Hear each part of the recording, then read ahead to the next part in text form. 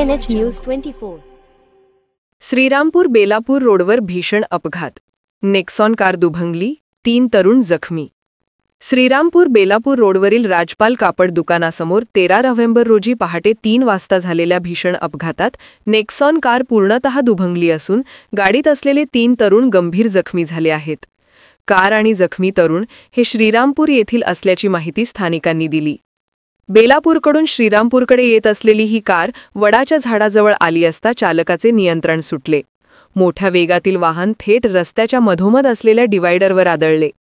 धडकेचा जोर एवढा होता की डिवायडरवरील लाईटचा खांब उन्मळून पडला असून डिवायडरचा मोठे नुकसान झाले आहे.